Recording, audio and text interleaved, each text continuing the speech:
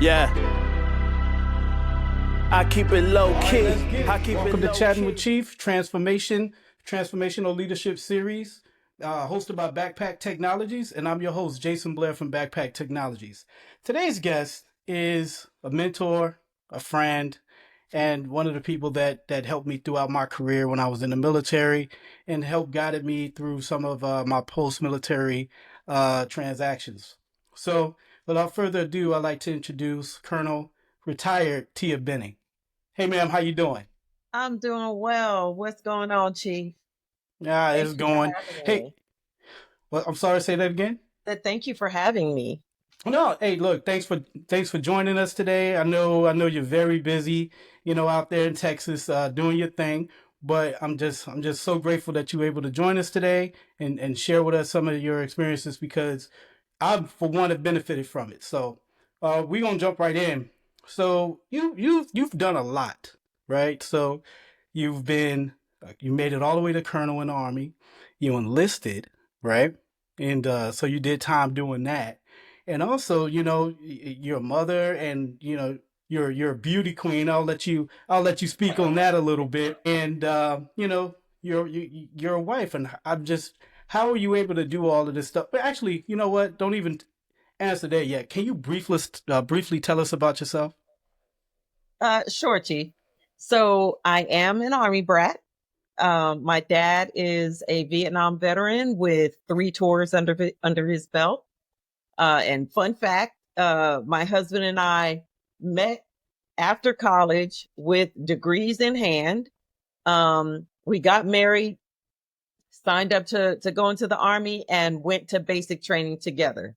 Now, I'll save the pitch we got from the recruiter for a later date. So, don't come for me. I joined as a computer systems analyst within the Signal Corps. And after 4 years, I gained my commission through OCS and I remained in the Signal community.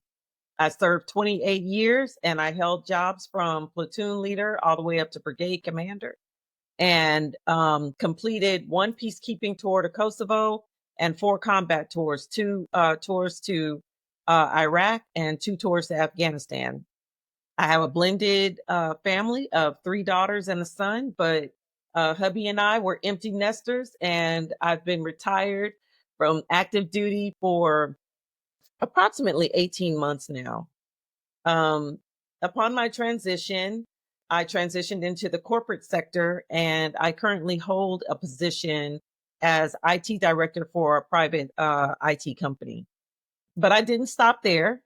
I established a company called Breakbrush, which is an executive coaching firm that focuses on coaching humans to be better humans, professional development, and team building workshops. And then finally, my family did convince me to step outside of my comfort zone to try something different. And different I did. I competed for and won a national level title. Um, and that title is Miss National Imperial Legacy 2024. But I get to, at any time and opportunity to anyone who wants to listen, I get to talk about the suicide rate that's plaguing our veterans today. So that is why I'm honored to carry that crown. Oh, nice, nice. See, like I said, transformational, right? There we go, right in a nutshell, right there. So, all right. So, tell us a little bit. Can you tell us a little bit about your post-military career? Like, what was that like? The transition, and then now, working for this private company. The transition was interesting. They always say, you know, you're not going to really understand it until you go through it. Um, I thought, coming out of the army as a full bird colonel, it would be, super easy for me to make that transition. But I did not realize going from a super structured environment into an environment where it's, really just me, with no op order to follow, no orders to, PCS on, you know, it really was a huge transition. And I truly, believe that I'm still, uh, transitioning and trying to figure out what it is I want to be when I grow up. Yeah, I can understand that. I mean, that's a big chunk of your early adult life, right? So, Absolutely.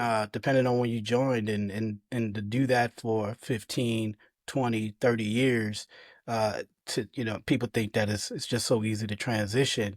Yeah, sure, it's easy. I won't say it's easy to get a job, but just things are just different, and you just Yep. got to get used to it or adapt or whatever words you want to use to your new environment and your way of life. So, but no, that's good to hear. So while we're here, right? So, in your own words, can you briefly, well, you don't have to briefly, but can you describe what a transformational leader is to you?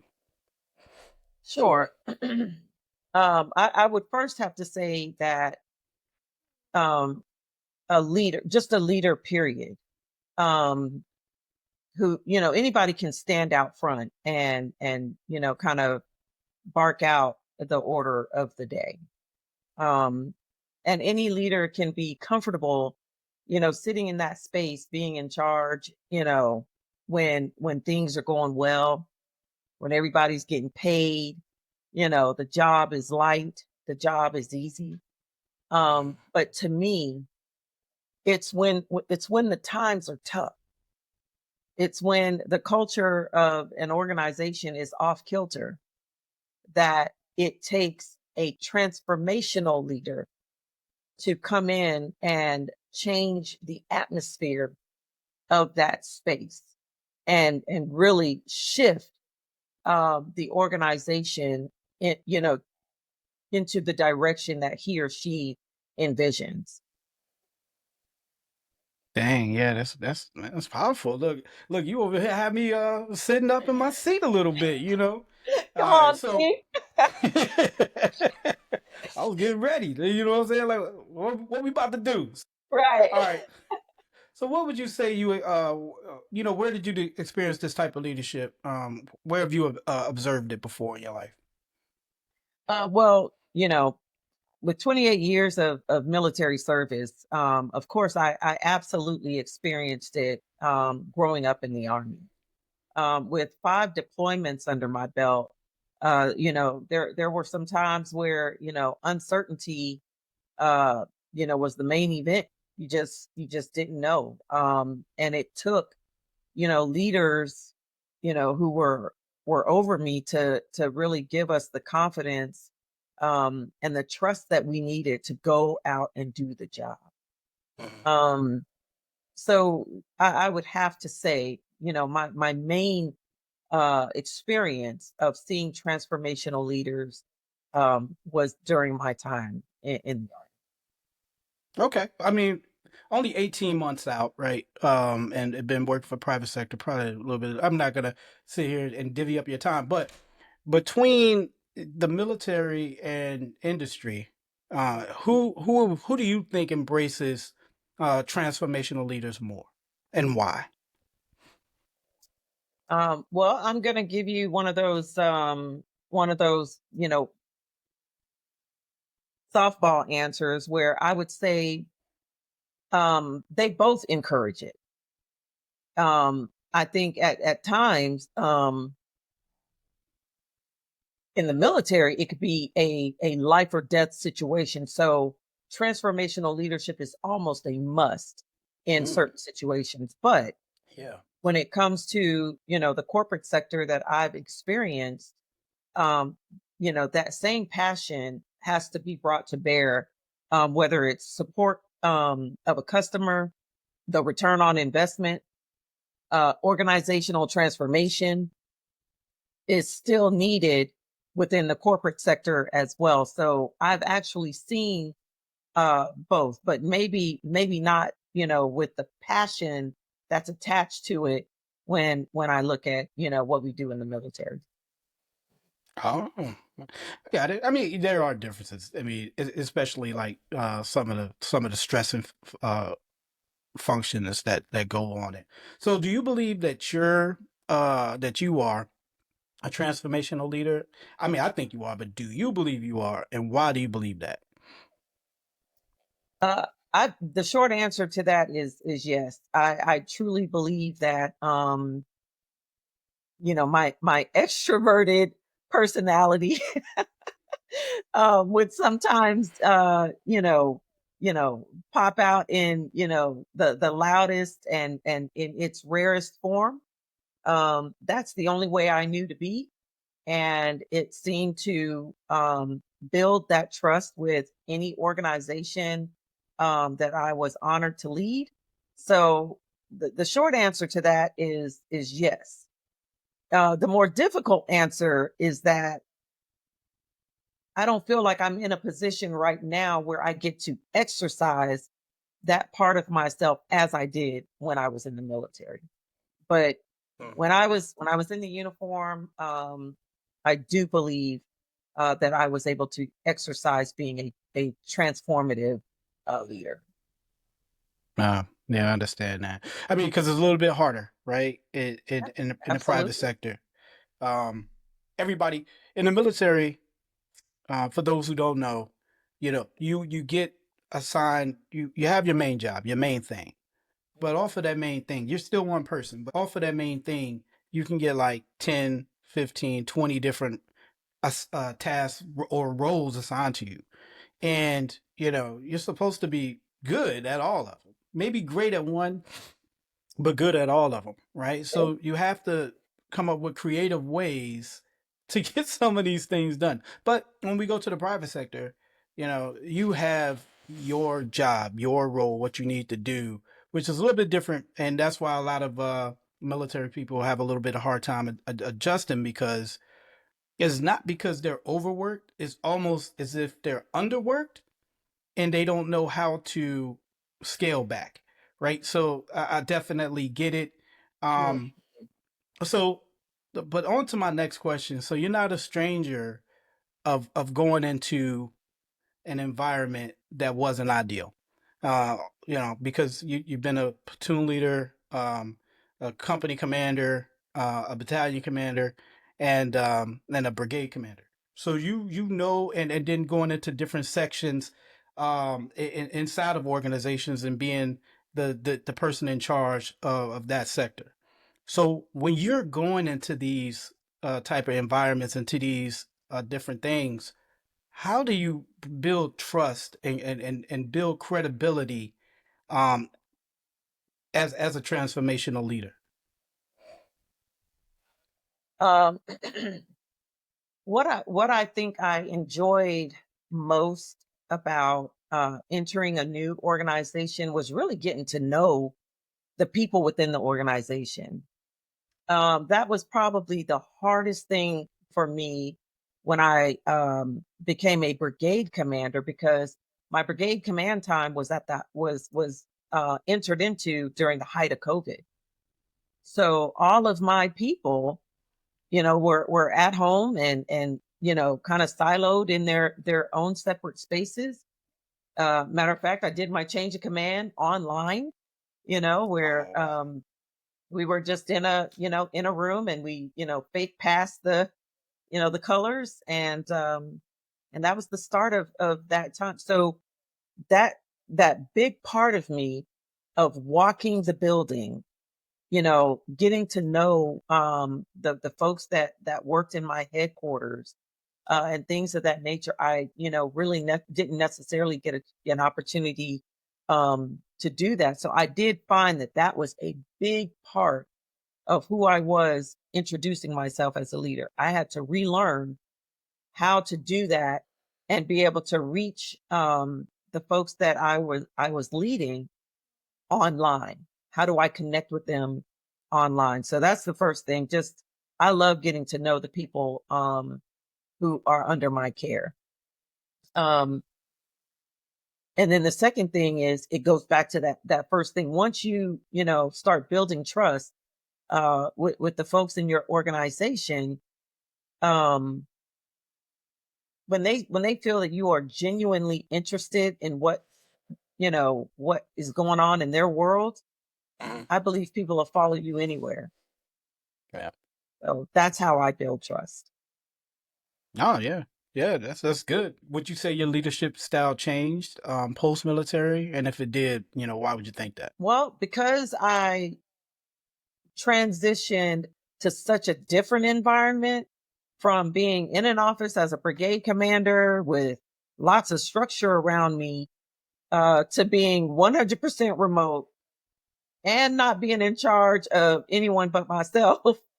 I would say yes, it did change slightly. I feel like my voice kind of went silent a bit, and it's Mm, taken this long to kind of find my voice again, find it as an IT director, find my voice as a CEO of a company that I'm trying to, get to take flight, yeah. and find my voice as a national titled crown holder. So all of the things, I am, just trying to get my footing again, and find my voice the way I had it, when I was leading in the army.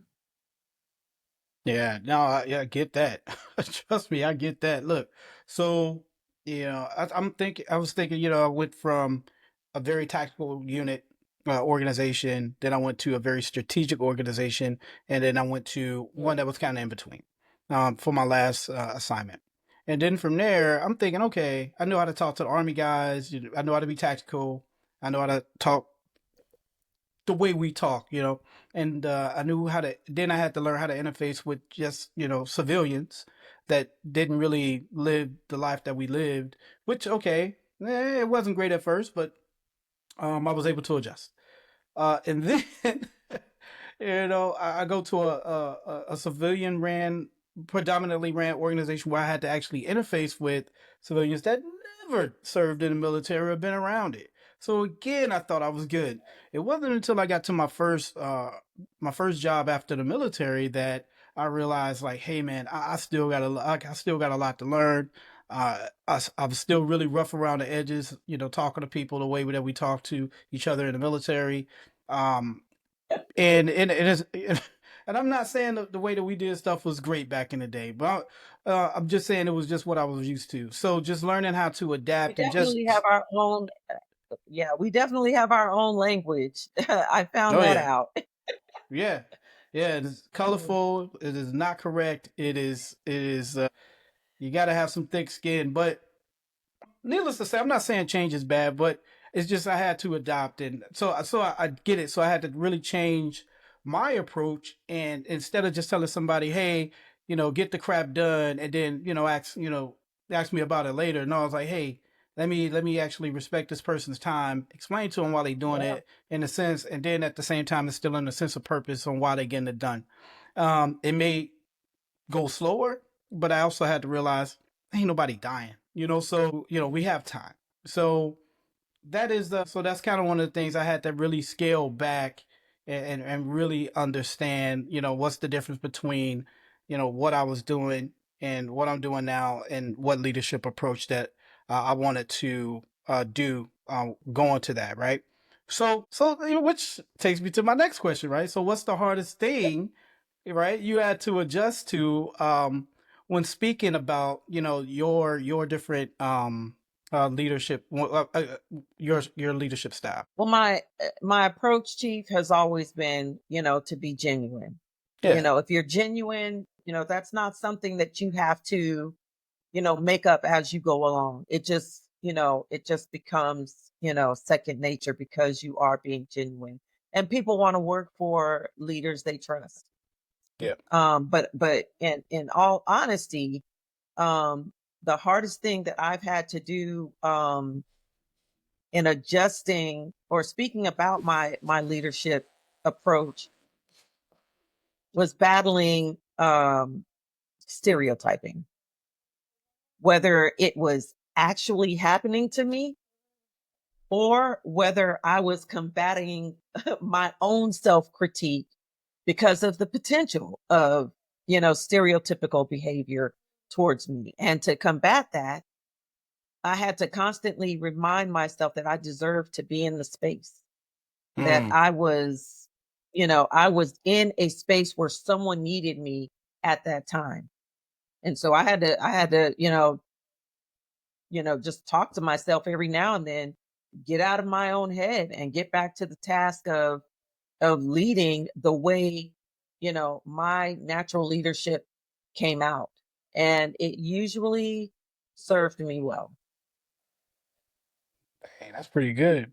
So, all right. I know you mentioned trust, right?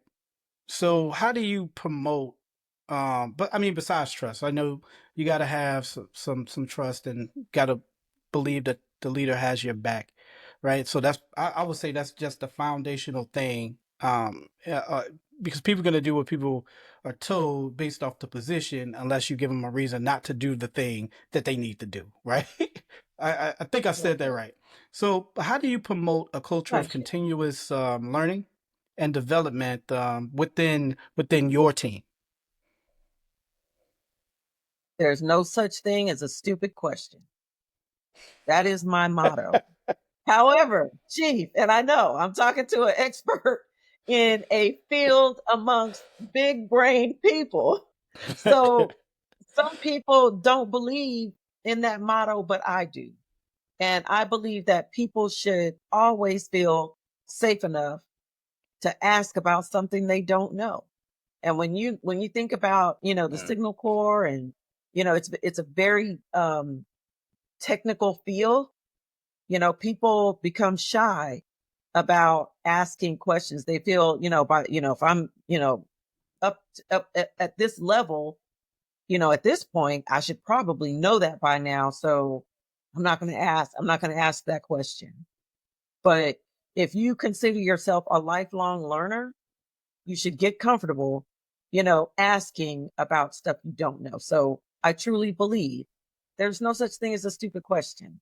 And I try to, foster that amongst, people that are under my care. no, that's great. Um, and you ain't gotta be pointing fingers. I didn't think. Anyway, we're not gonna go down that road, right? So, how do you encourage activity? I mean, creativity and risk taking while maintaining accountability, right? How do you encourage that type of behavior? Do you Uh, encourage that type of behavior? I absolutely do. And Mm, the first thought is, as far as when I was in the military, good ideas weren't attached to rank.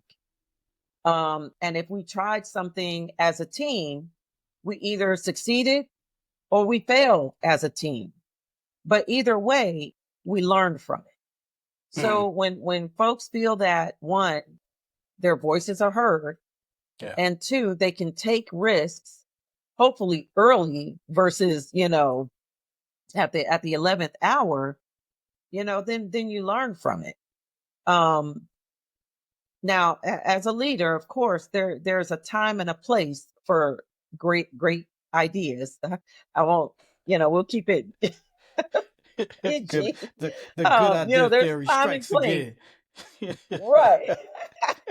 There's a time for great ideas. Yeah. But as a leader, you just need to know when and where that's appropriate, and then support your team as you're accomplishing your mission. So, um, you know, good ideas are not attached to rank. Okay, okay. So, all right. So, yeah, I would imagine that you would just kind of go in, like you said, you get to know your people and make them comfortable enough that they're able to come talk to you. I guess you also need to if I heard you correctly, so you're fostering an environment where they can bring these type of things up, not just to you, but to the entire team or setting where it's appropriate, where they need to bring it up. Because just Absolutely. because like I work for you. Well, that's great, but I really need to be talking to these other people to get their support, and those are the people that I won't say afraid of, but are the ones that I'm kind of worried about, right? As far as like, how do I sound in front of them, my peers, or my direct line supervisors, things like that. But I like that. So you just kind of make the whole environment um, comfortable enough that hey, we need to talk about some things. And I really believe that too, because if the team ain't rowing in the same direction, I don't care how strong you are, how fast you are, how smart you are. If you're not doing the same things that need to get done or going to the same objective, then you're going nowhere fast, in my opinion. Um, so Absolutely, Chief. we kind of touched on this a little bit before. But I kind of want Hmm. you to get, if you can, kind of elaborate a little bit. So just going into, uh, how would you say have you ever transformed a toxic environment, and like what approaches did you take to transform that? Do you have an example that you want to get to that's a little bit, that we could kind of dig from or pull from? Um, I I do. I there's probably several.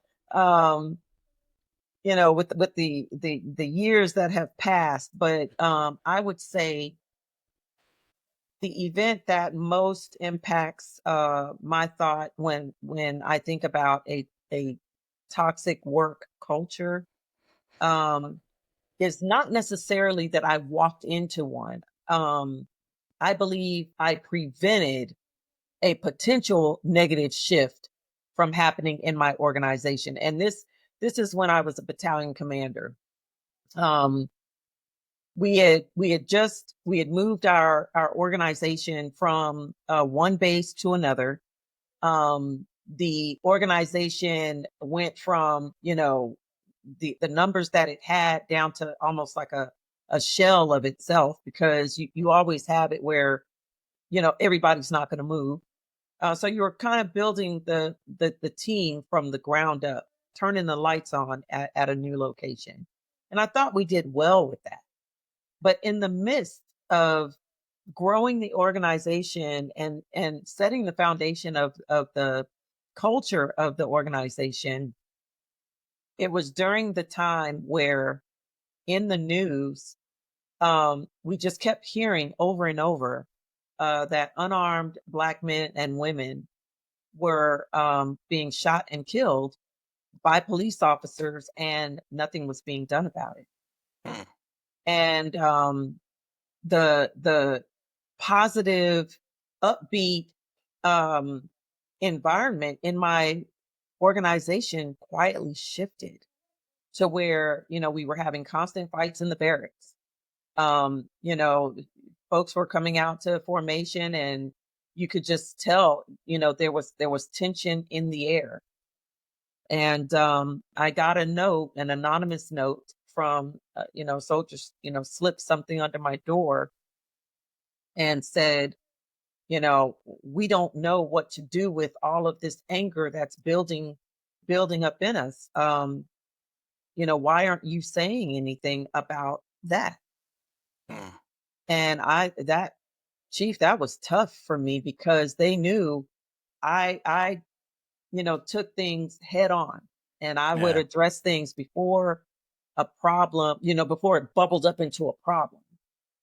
And I realized at that time, as a leader, I had to settle some issues that were brewing in me, as just personally, my thoughts are surrounding that whole thing. Like, how do I have certain thoughts, but I still have to lead a whole battalion of diverse people, cultures, backgrounds, everybody. So I couldn't allow the feelings that I had to come out. So I first had to deal with my personal feeling first.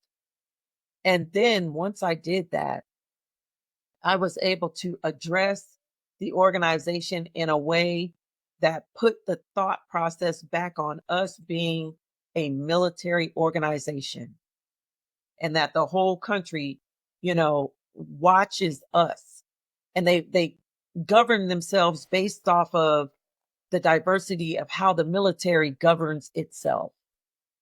And hey, we were in the motor pool. We went to the backside of the motor pool, and I told them to take off their tops.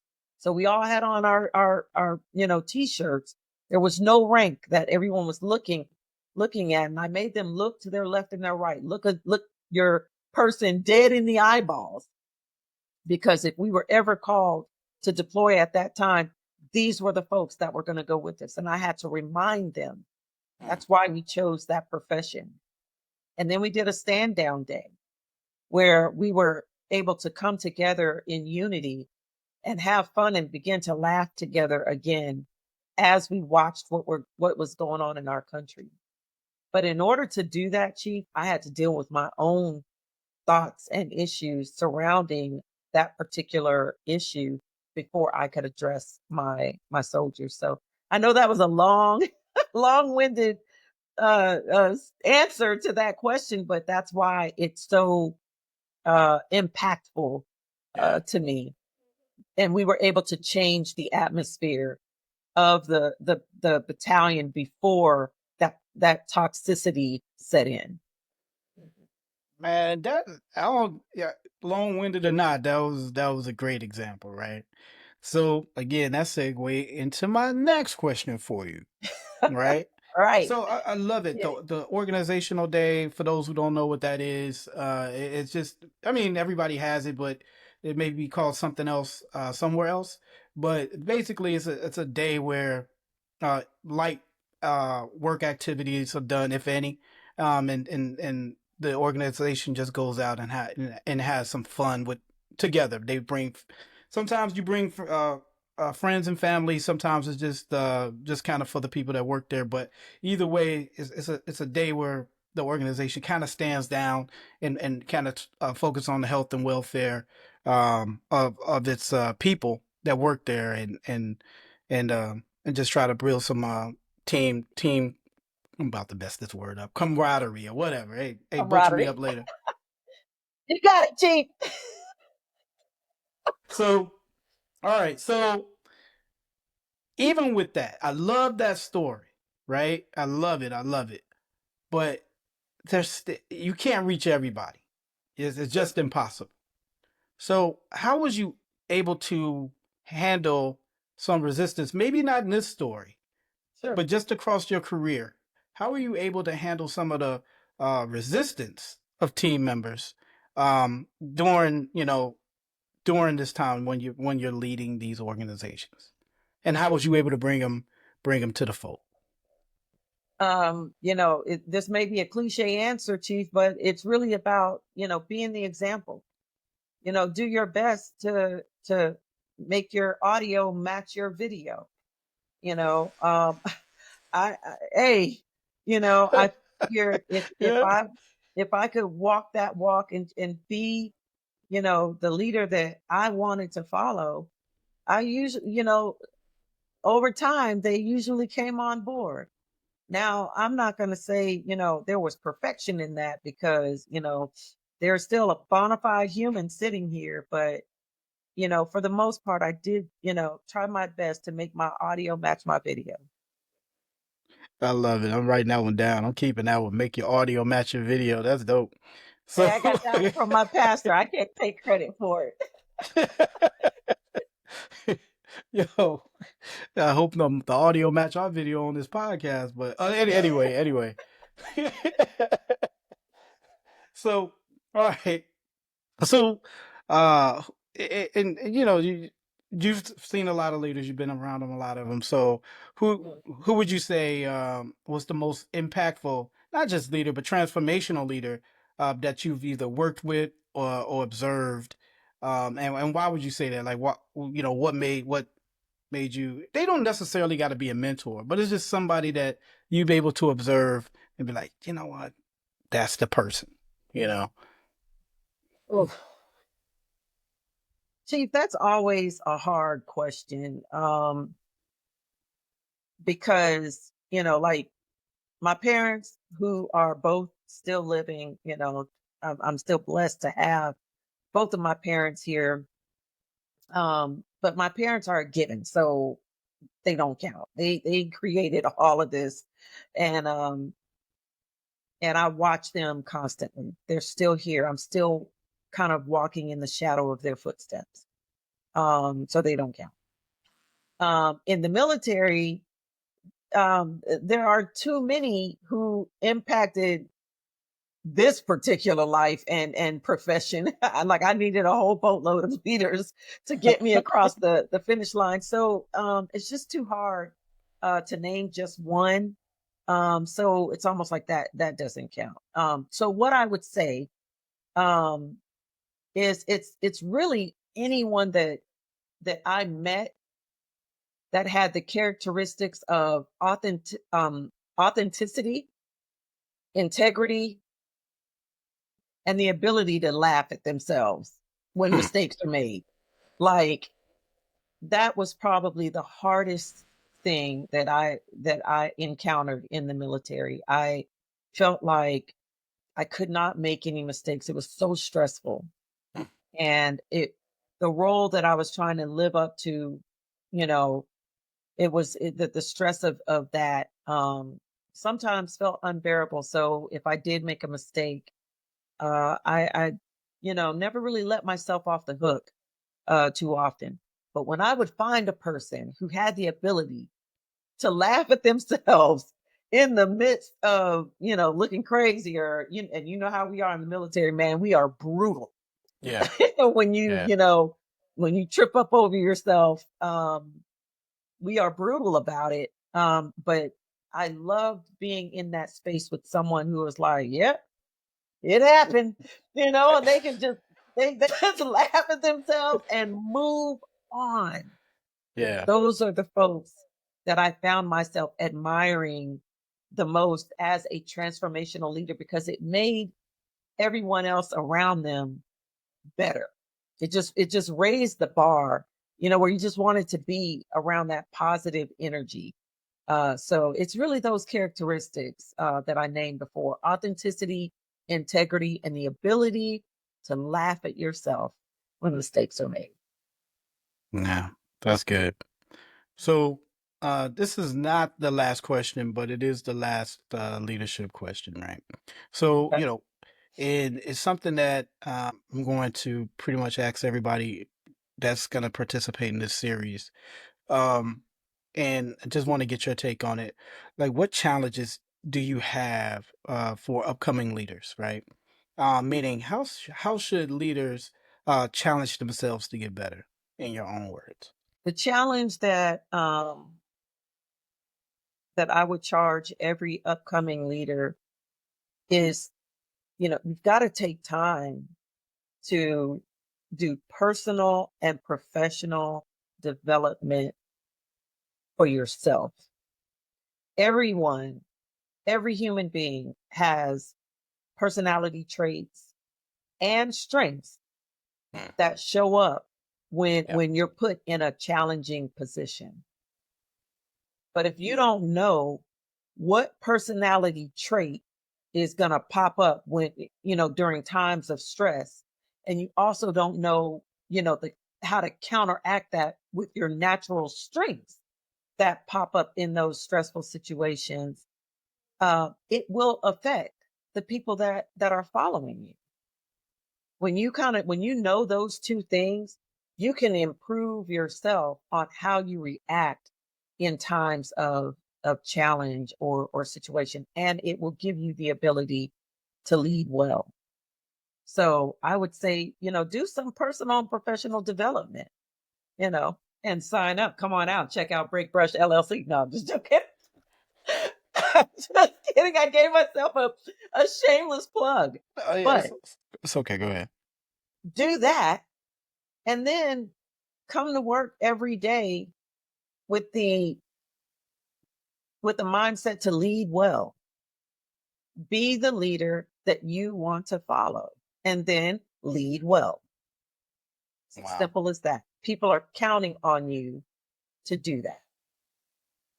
What about? I know that I said that was the last question, but this made me think about that. You said lead well and be the leader that you want to follow. So what about those that aspire to become leaders? How would they go about doing that? I kind of got my own idea, but I want to hear yours. Well, to me, you know, leaders are made.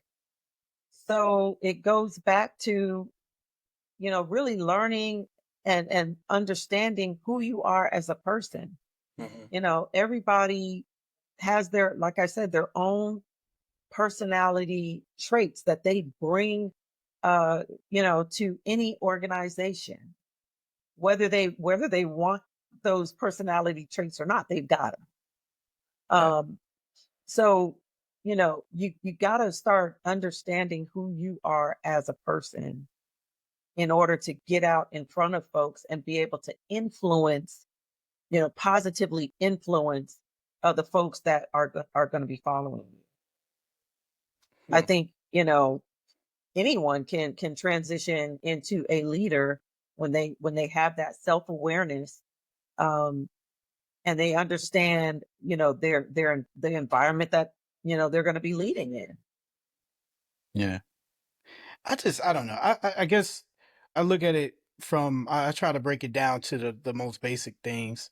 And when I was a private and okay, like no, when I became an NCO, like a sergeant, and Mhm. understanding what leadership is, where it came from, and how do you apply it, and so it's just I don't know. It's just one of those things. Like you say that they're made. I think it that's true. I think you could perfect it, and I think if you want to become one, you definitely can aspire to that. But I also think it just comes from inside too. If you start doing the things that need to be done, period, and people just start. I think people start either you got your haters, right? The ones who are like, oh, why they doing that? And then you got the ones that's like, you know what? He's right or she's right. Let's get on board. And then there's so many times throughout my career and even now that I've inspired people I didn't even know. And it's just like I'm just walking down the hallway, but like, man, when you walk down the hallway and you said this to this one person and you didn't back down and but you were so respectful and then you turned to me and said this and that was I kept that with me for 10 years. I'm like, well, I don't even remember that, but it'd be things like that that you just, like you said, once you become a leader, once you know what you want to do, you start just living that and being that, right? And I think for the ones that's out there that don't think they're leaders, just like Tia said, just you just got to be living in a way that you want to be led in, and it'll all start falling into place. Man, I should. You know what? I'm recording it. I don't even need to write that down. That was good. That was good. That was awesome, Chief. So tell us. I know you gave yourself a shameless plug, but tell us. That was going to be one of my last questions. Tell us a little bit about Breakbrush. So, Breakbrush is an executive coaching firm, um, who, the goal of it is really to make better humans better. Like, let's just be better humans.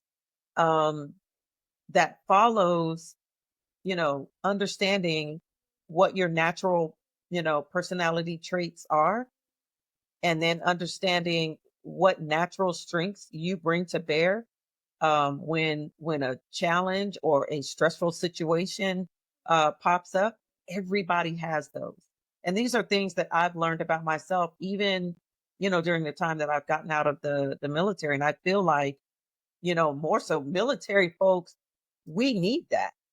We put on the uniform, and we become instant ambassadors for our country. But there is a gap in our professional development where we truly have to step back and do personal development, and Mm-hmm. just awareness of what are some of those innate personality traits and strengths we bring to the fight. So there's that piece of it. But Breakbrush is also a professional development and team building workshop type of company, where I want to be able to go into organizations, either in the educational space, the government space, or the corporate space, and start, teaching that face to face collaboration again. It feels like we're still slowly trying to come out of that COVID era where, folks have got to learn how to you know do business face to face, and be collaborative in a positive and impactful way. I want to be able to come in and teach organizations, the art of doing that again. And then, just because folks, commonly ask me, where did you get, the title brake brush from? But, for us being in the military, we would, as a unit, when we go out to the field, we might roll up to a wood line that either has a path for us to get in there, and set up Mhm. and do camp, break camp and get to work. Or sometimes we pull up to that wood line and there is no path. And so, brake brush came to mind in the fact that in life, sometimes we're going to pull up to a situation in our lives where there could possibly be a dirt road that we can take to get from one position to the next. Or we may pull up to the wood line, and in order, to get to that next step, you've got to break out the machete and you've got to break brush. You've got to take action. And when you break brush, your path will appear. Mm. So my thing is let's get after this thing called life, and sometimes those paths are going to be unique unto you. And maybe you're the one that has to pull up to that wood line in your life and create the path that you want to be on. Thus, Yo, break brush. that gave me some chills. That gave me some chills. I like it. So now that's a very that's good. That's a great analogy. I was just thinking about the little analogies, fork in the road, and I think Jay-Z said that I came to a fork in the road and I went straight. And look at him now. I Break mean, brush. hey, There you go. I love it. so, all right. So, last question: how can people get in contact with you to learn more about Break Brush and the services you provide, and or in leadership in general? Like, how can people reach out to you? Absolutely, Chief. Thank you for asking. They can email me at info@breakbrush.com. I do have a website out there, but it's very basic. So, Chief, don't tease me if you go out and check out my website, but it's still, up and coming. It's in the making, but it's www.breakbrush.com. Mhm. And hey, I'll see you out there. Let's take action. Let's get after it. All right. So, everybody, you heard it. So, the Break Brush, and we also got a lot of good toolage. So, Tia, I appreciate you coming on, ma'am. Have a good one. Thank you, Chief. All right. See you later. Yeah, I keep it low key. I keep it low key.